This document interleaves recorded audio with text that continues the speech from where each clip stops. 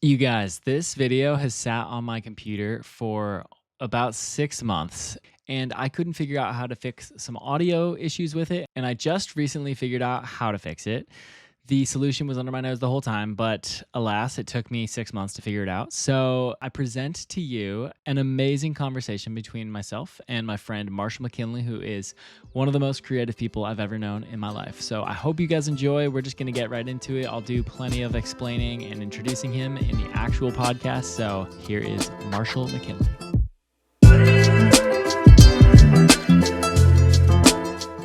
Marshall McKinley, thank you for joining me. It's great to have you, buddy. It's been a long time coming. We had to reschedule once or twice due to my chaotic life, but I appreciate your resilience and coming back and joining for another time. So thanks for being here, bro. Absolutely. Yeah. Thanks for being willing to sit down and talk to me for a little bit. Yeah, dude, stoked. For those who don't know, I know Marshall because we both went to CU. Remind me, Marshall, what were you studying there? I did advertising and media design. So this was Advertising in and the media. school of CMCI, the College of Media, Communication, and Information. And it was my freshman Cool. year was the first year this program existed. So I was kind of the guinea pig through this Oh, program. sick. Does it I still think it exist? still exists. Yeah. It wasn't a huge Okay, failure. sick. Yeah, like TAM. Yeah, TAM unfortunately. I tried TAM, and I'm pretty sure they deleted TAM. Yes, after I TAM is no finished. longer with us. But yeah, I was Yeah, really. advertising and media design. Okay, cool.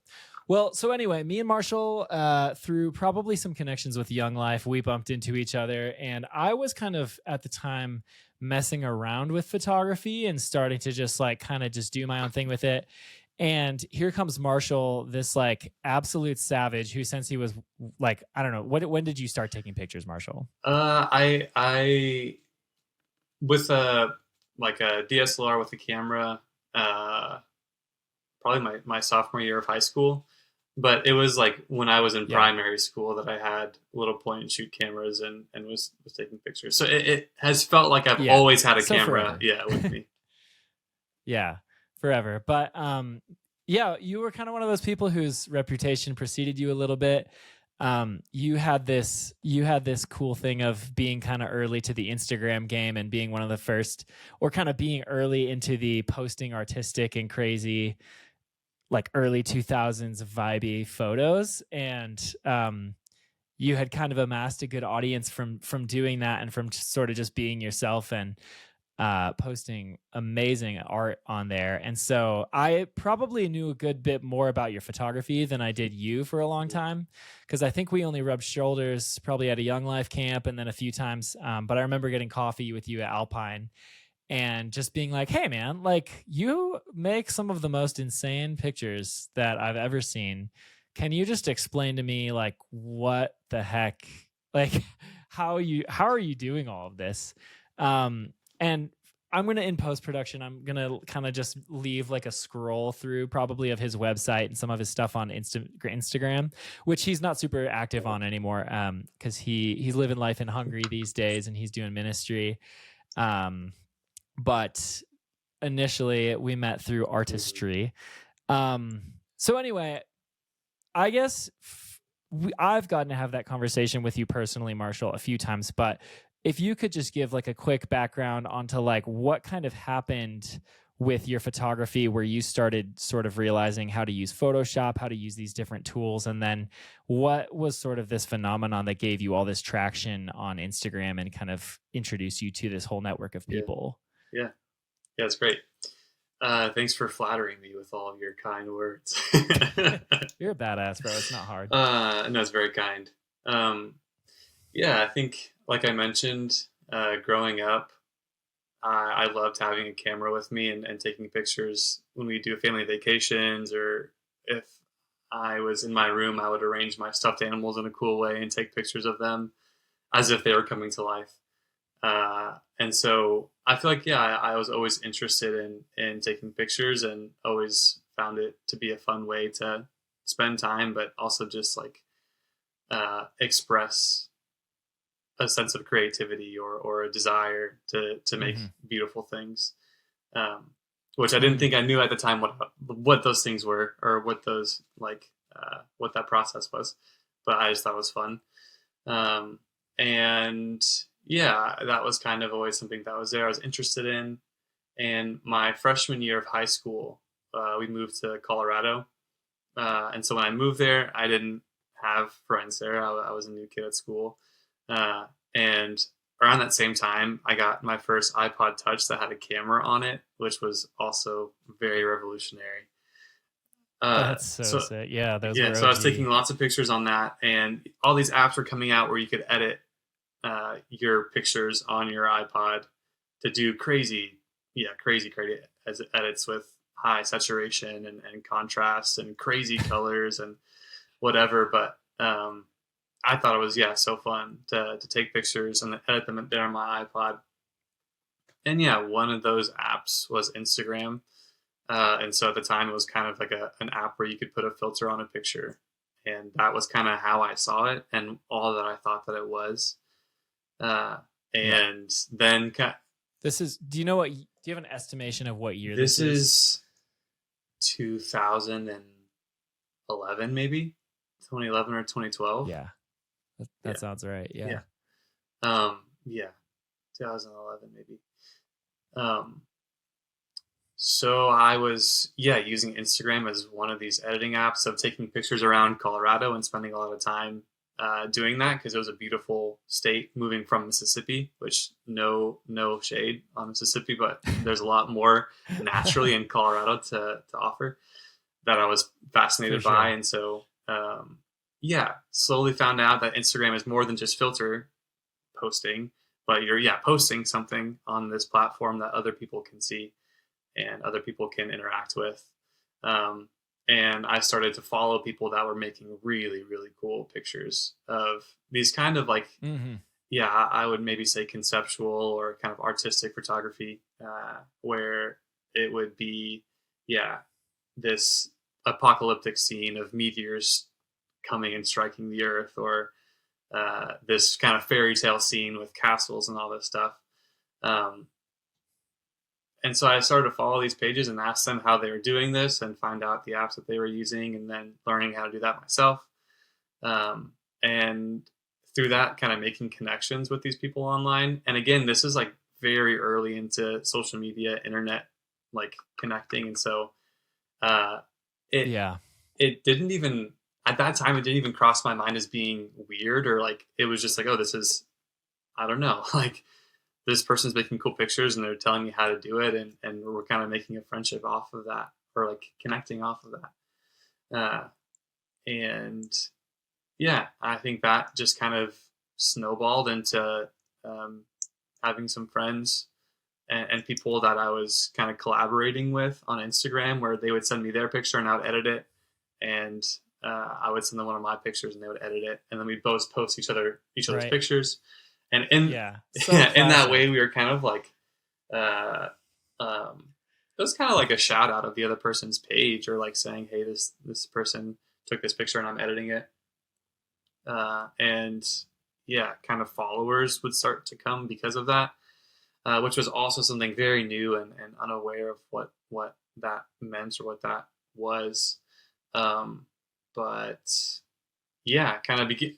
Yeah, once people started like paying attention to your page, like, were there any things that became like a struggle that you wouldn't have imagined, or were there any like super cool benefits that you found to that? Like, what was your experience of sort of the internet becoming aware followers with benefits? It's not like that at all. But it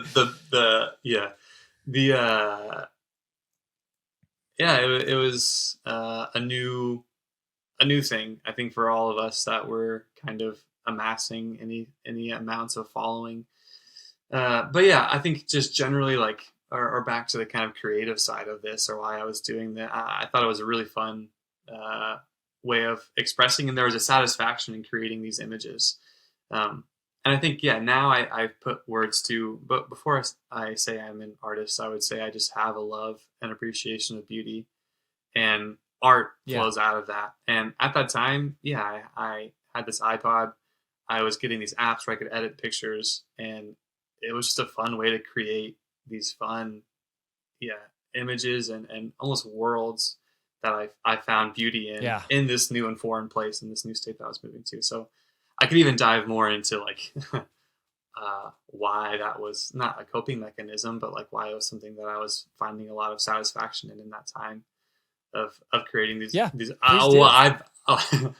I've never done that before, so it'd be a journey to Ah. delve into that. Well, hey, you're welcome to. Yeah, you're welcome to word Yeah. dump on me, processing whatever, dude. But anywho, yeah, I think the there was a lot of just kind of natural fun in taking editing pictures at the time, um, and I think something that continued to spark this love of photography at this age was there were these guys who called themselves the Pilgrimers and set up maybe like 10 or 15 Instagram meetups across the country, across the US, where people would Mm-hmm. gather together in a major city and take pictures together on a walk around the city. And I went to one of Yeah. those gatherings and yeah, met some of these friends that I've been kind of interacting with in person for the first time. And that was kind of like game So cool. changing moment of, oh my gosh, like these friends that I now know live an hour away from me and we could get together and do this more often and Yeah. continue to grow our own Yeah. skills. And it was just fun. It was a fun way to hang out. So I think, yeah, that was a start of kind of this continued lifelong journey of, yeah, my passion for beauty, for the arts, and for connecting with others that have that shared love. Yeah. So I think with followers, it like the back to that question of benefits or challenges with followers coming. I think the benefit was just meeting a lot of wicked talented people and just people that were really really inspiring, and just to wonder how they were doing what they were doing, and then to be able to meet them and see them do that. We would have, or yeah, been to these Instagram meetups in California or Oregon, and just being with these photographers that are incredibly talented and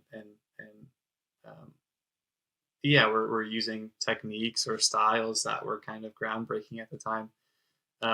It was Yeah. so exciting, and I think that was a huge kind of thing of just being able to network with so many people. Yeah, I feel like too at that point it was such a smaller world on Instagram that like I feel like it's almost harder to have stuff like that happen just because it's like everything is on Instagram now.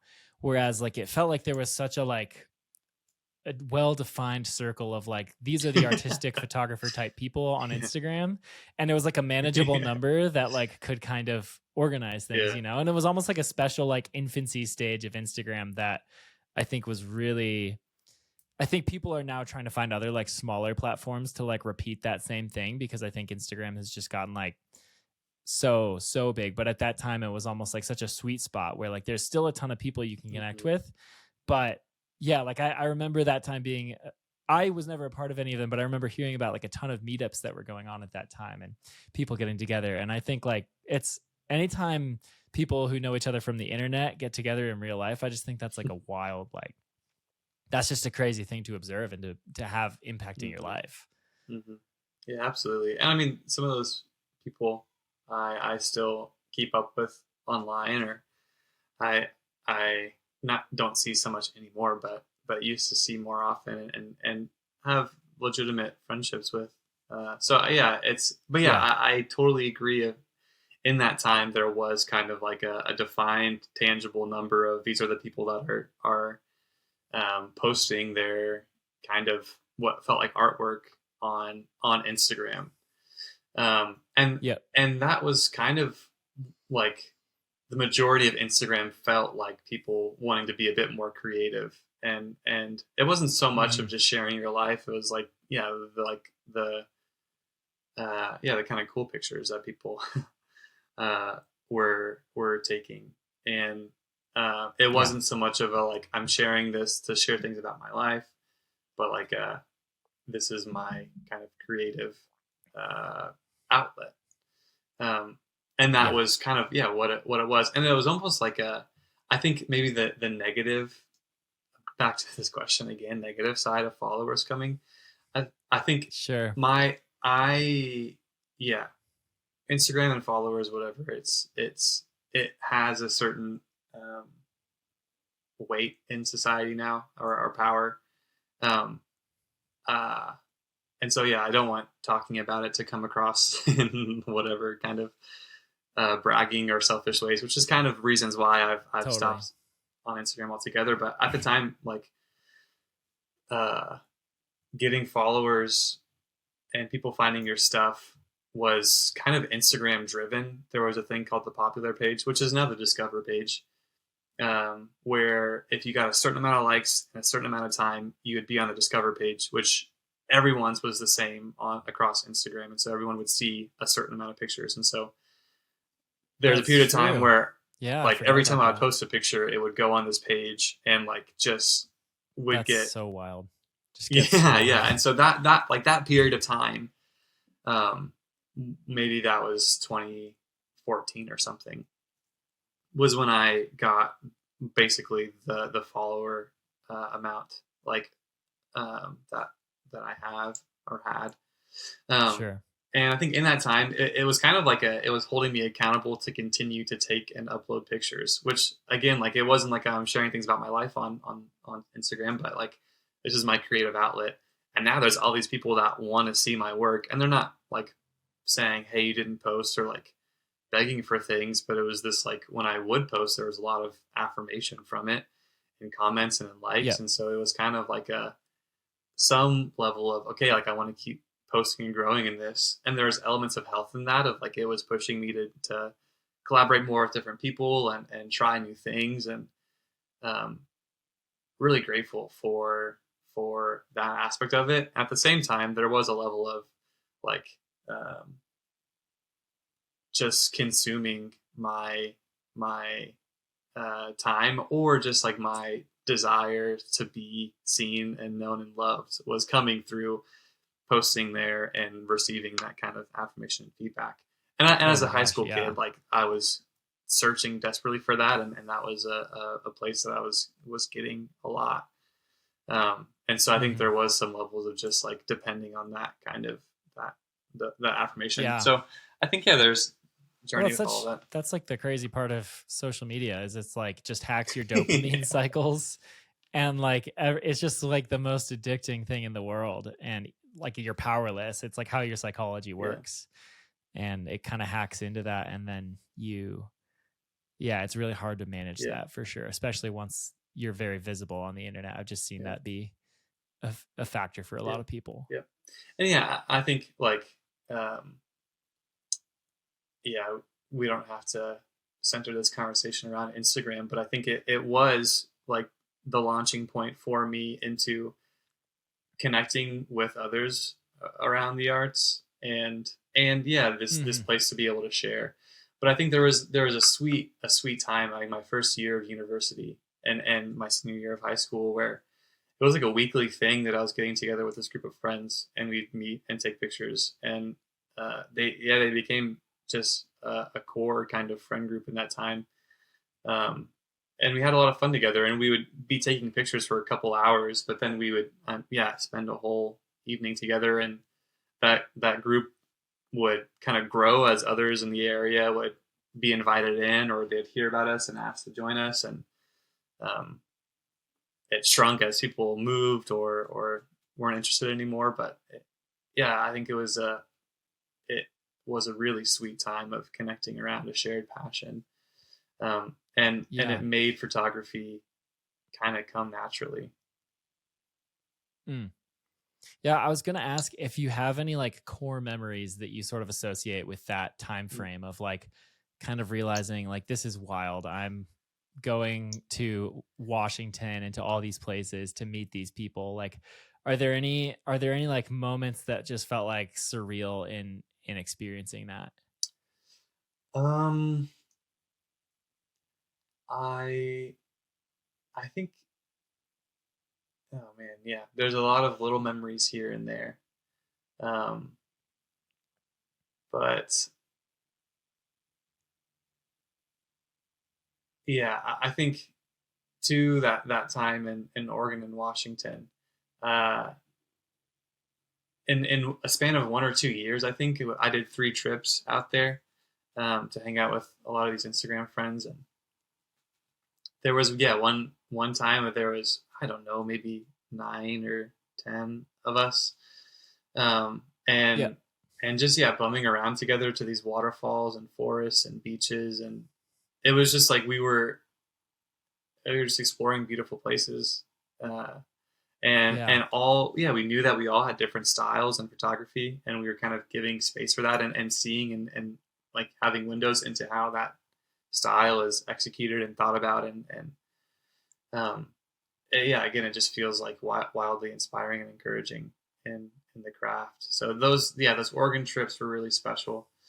But also, yeah, being a young kid, and uh, like having, yeah, online calls with these friends and getting to know them, but then to meet them in person, I think meeting some of these friends in California for the first time was also just like meeting celebrity icons, even though they were just the same age and like same kind of person, but they had become Yeah. this person that I had had an image of, or like an idea of, but then to meet him in real life was like oh dang, you're a real Yeah. person.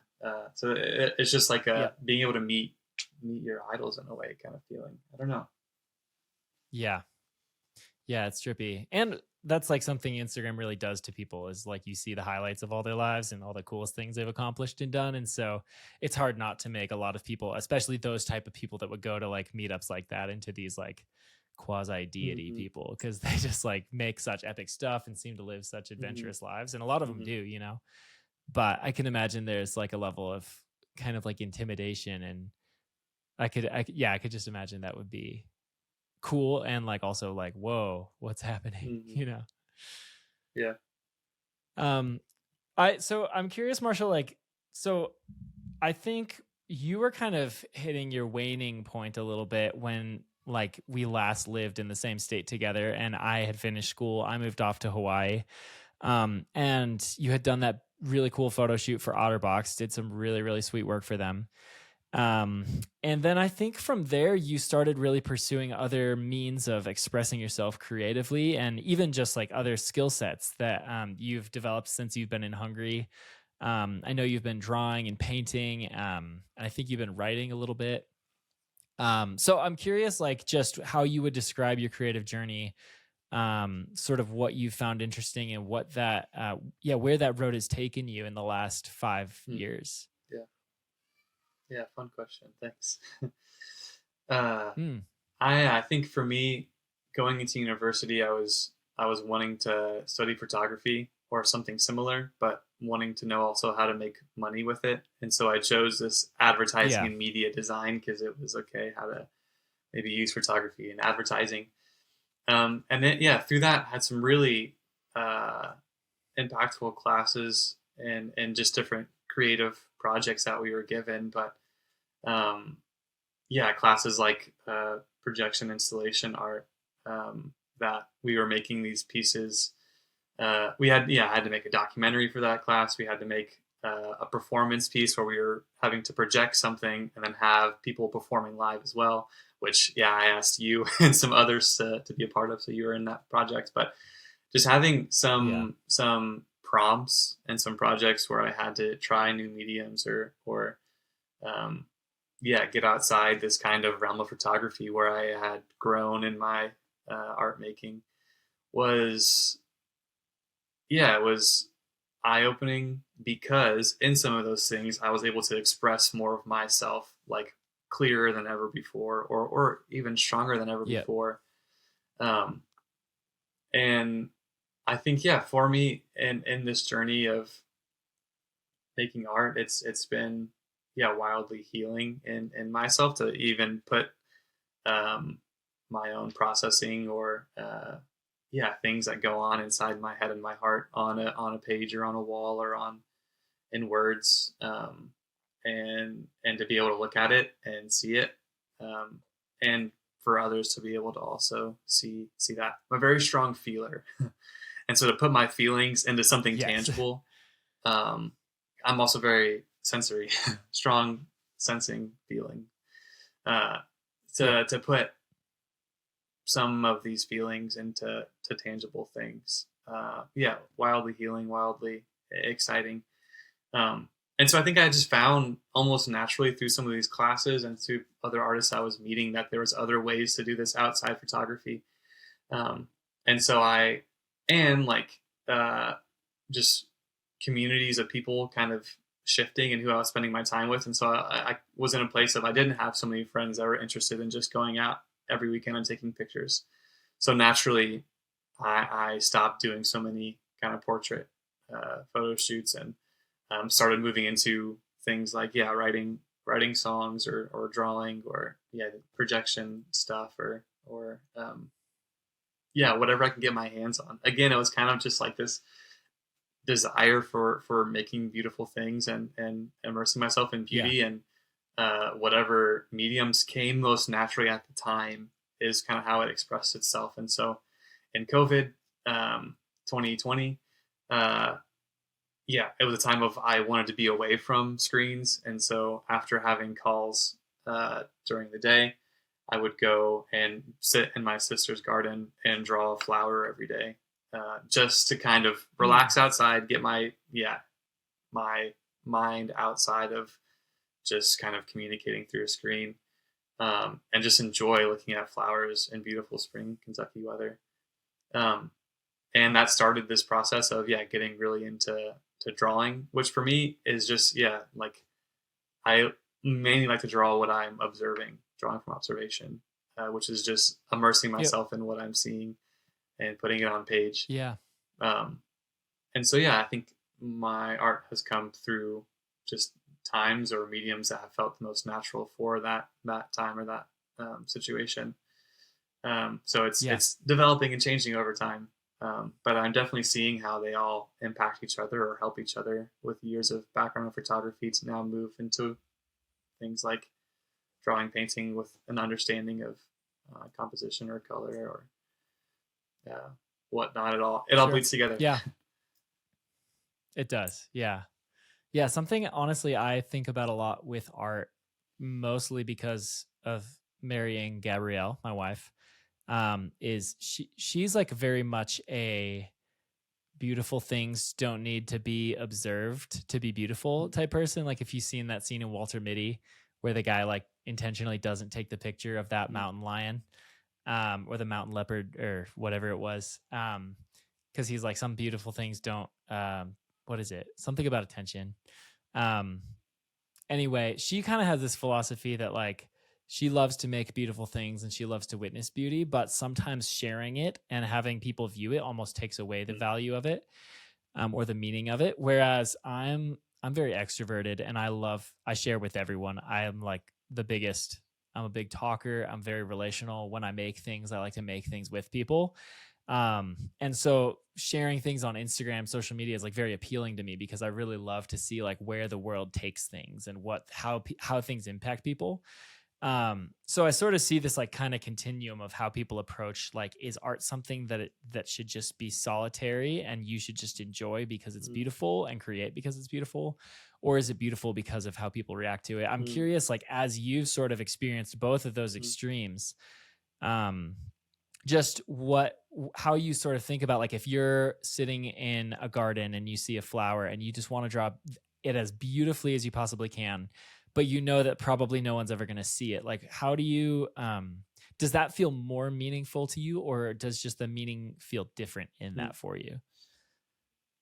Awesome question. I love this question. I think,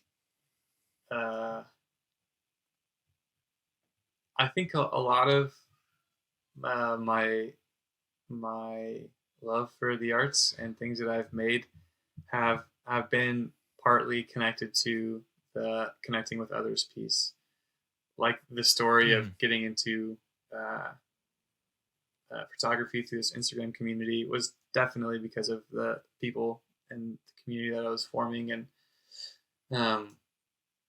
through COVID times with these drawing daily flowers, there were things that I was posting on my Instagram just to kind of share, and that became another sense of it was fulfilling to be able to share this little brevity of beauty or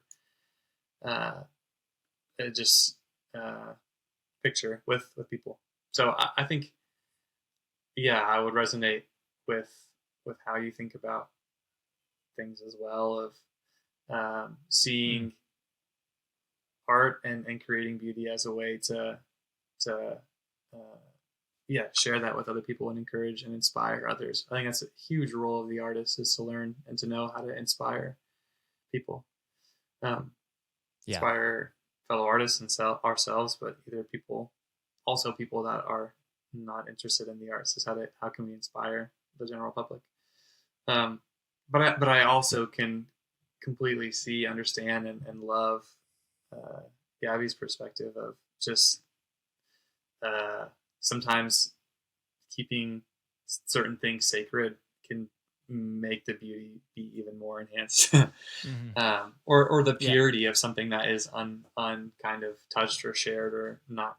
Uh, yeah, there can be beauty there, and yeah, keeping beauty for just the self, and not have it be something that's directly kind of shared out, but have it kind of touch yourself first. I think is really powerful.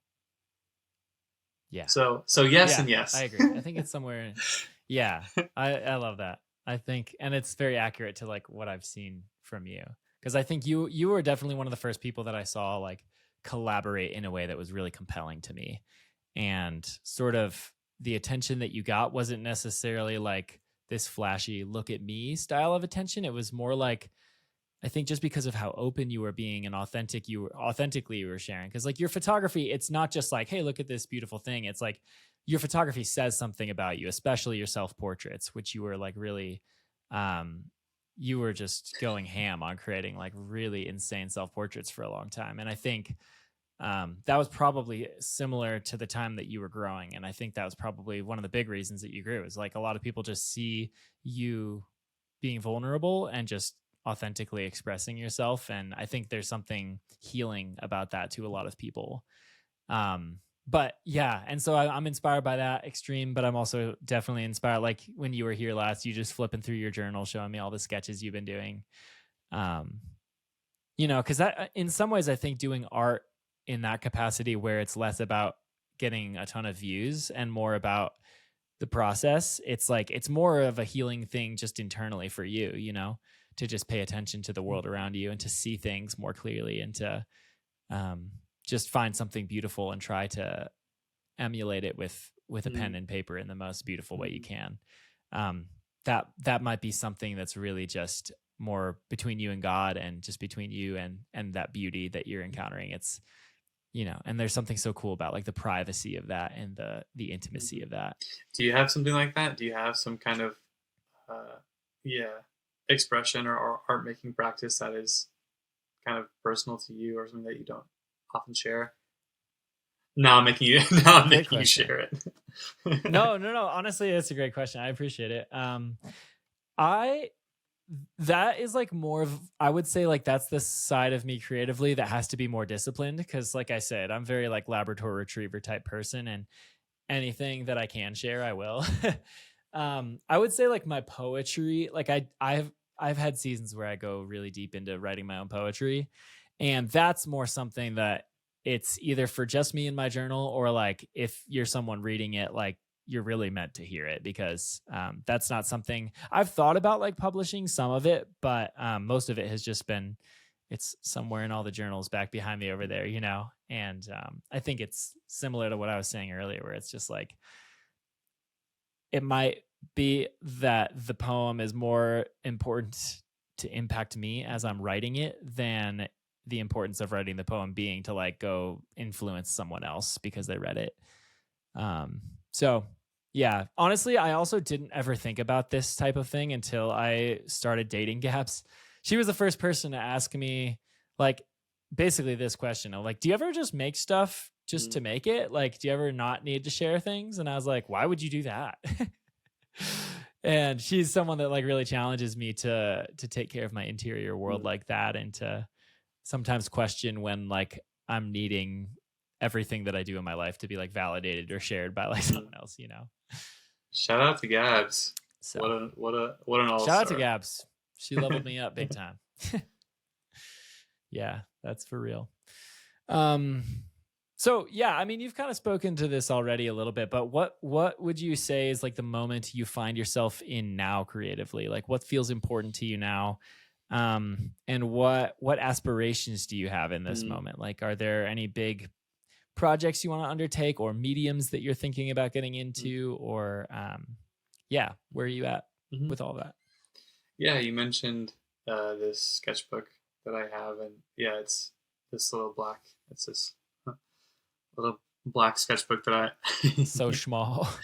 that I have with me wherever I go, and yeah, I just like to do little observation sketches, um, and yeah, it feels like a just continuing with hope. It's not always daily, but some kind of daily practice, um, and drawing and trying to just get down the things that I see. So it's a fun kind of memory book of the last couple of years. As I've had it for a while now. And yeah, also it's just a good stepping stone of kind of trying my hand more and more with drawing. And yeah, I would love to continue to move into paints and get to oil paint someday. Uh, Mm, I want to do that. I want to you'll make more do it. paintings. Yeah, not quite sure of what or where or when, but it feels really compelling to me now, and it's kind of felt like I've always had this idea and image in my head of when I become older, I'll become a painter. Like when I'm retired and just have ample time, we'll just spend it painting in a little studio. Yeah. Uh, and so I'm beginning that transformation earlier in my life than I thought. That those steps into Yeah. um, painting, it feels like yeah, something that I would love to spend my time doing. So I was able to. What's the draw with you there? What feels attractive to you about painting?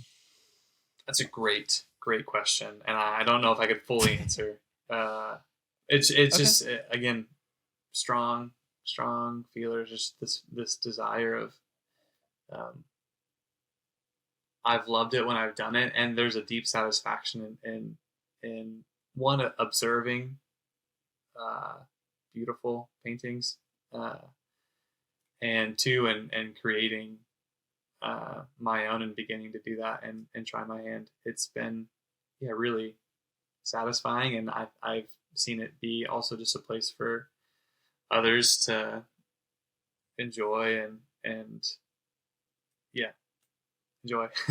I was able to have a art kind of exhibition gallery in Budapest before I came back, Yeah, that's um, right. which yeah, it was very much just a window into this whole process. It was some photography, some drawing, some sketches, and some paintings. So just kind of Hmm. here's a look at what I've been doing. And it was kind of like this vulnerable in a way window into my art making process because it not all of it felt like things I was most proud of or most finished or completed, but just here's what I've been doing. And but yeah, Yeah. there's something really like that night to see the friends that came and gathered and just to enjoy the evening together was like a dream.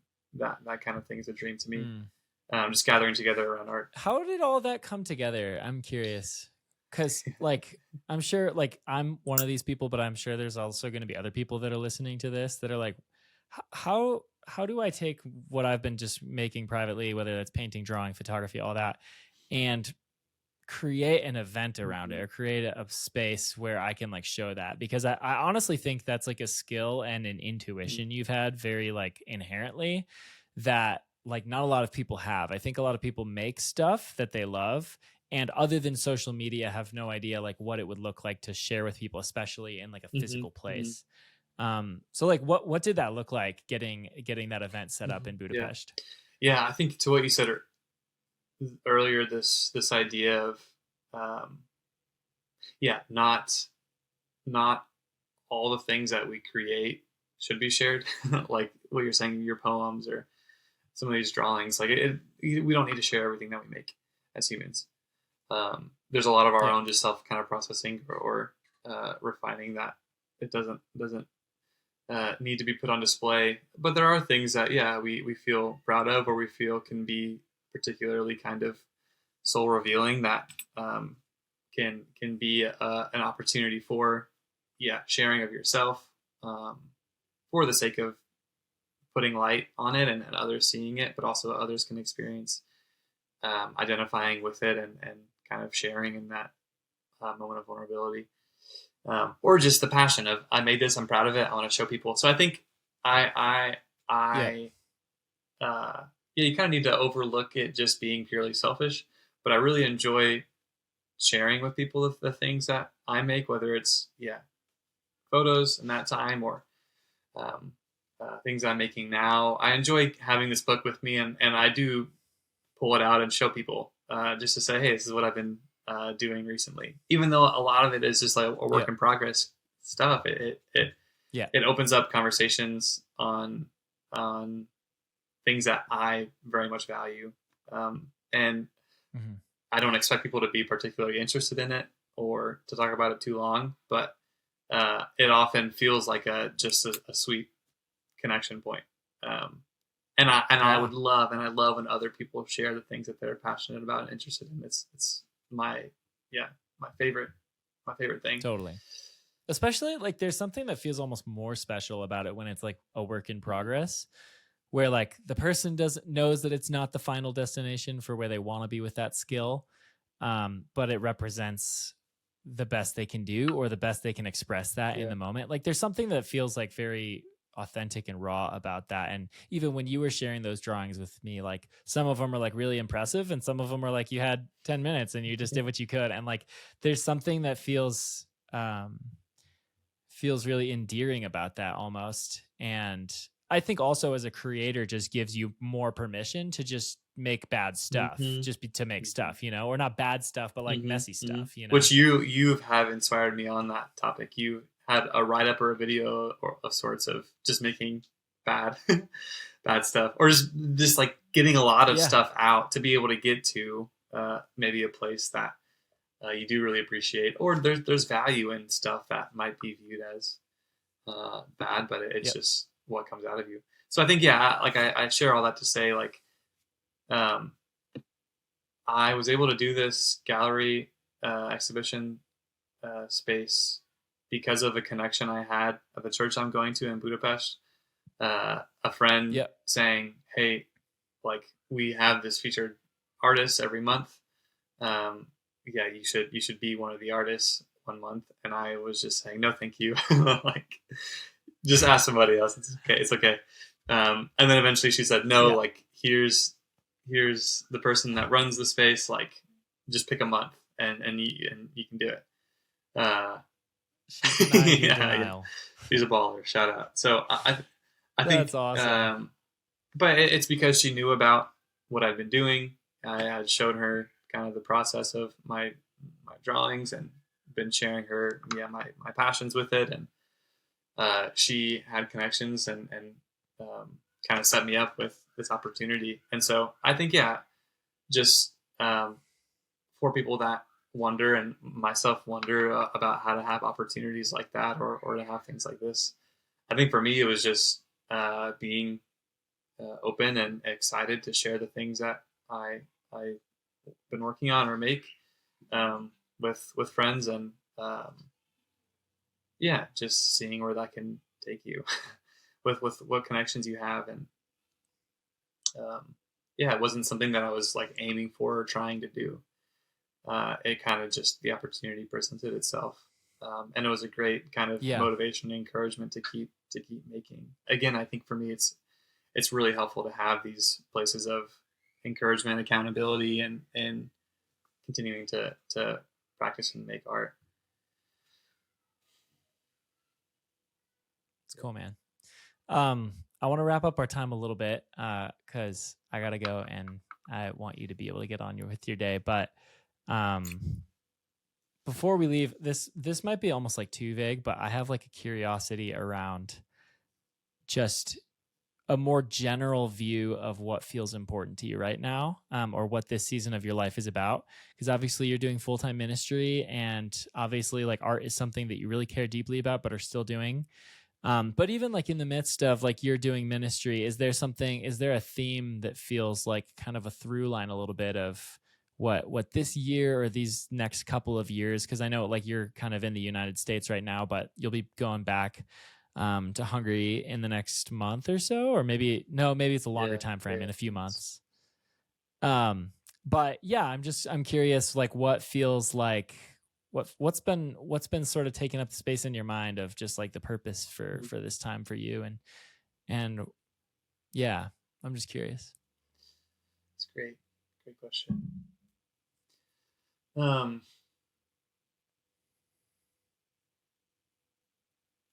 I think uh, one of the biggest through lines through all the stuff that I've made, it was something that kind of bugged me for a while. I realized in um, all the things that I was writing, whether poems or songs, I would always use the word home. And I was like, I texted my brother. I'm like, here's another song about home. I'm like, I need to write something else or about something else. And he was just like, you Yeah. should press into that. Like, why is it something that you always write about? So he kind of changed my perspective on, don't just be like, here's something else about this topic, but yeah, really dig into why is it something that you're so fascinated by or always come back to in a way. Um, It's a yeah, good question. What do yeah. you think? So we can have another long conversation about all of that. Yeah. I think in this time that I'm back in the U.S.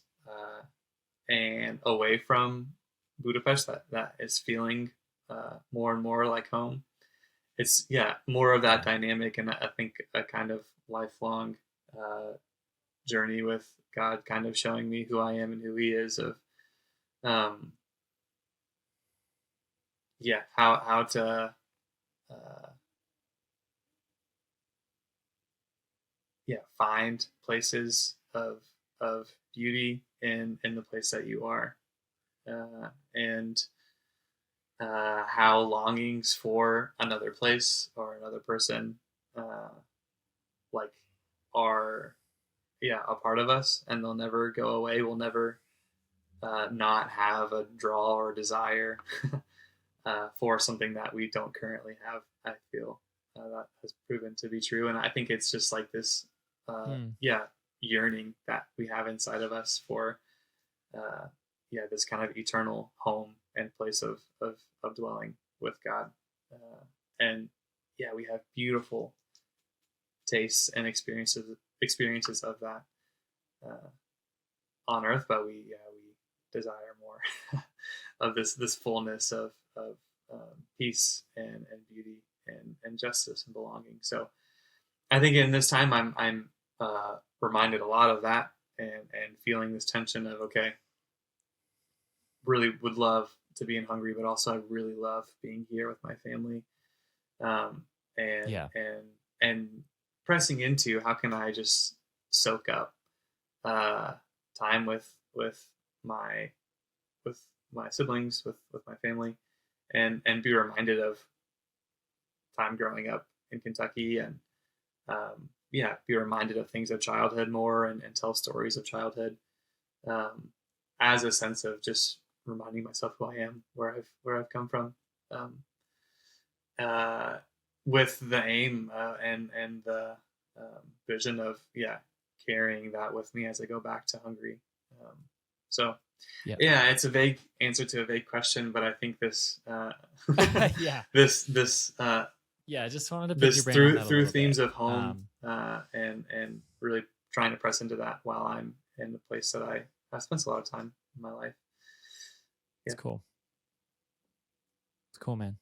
Sick, dude. Well, again, thank you so much for sharing yourself and your time with me. I'm so glad we finally made time for this. And whether this is on camera or off, I always find myself thinking more deeply about what I make, how I make it, and just generally how I show up in the world with when I'm with you, when I'm chatting with you.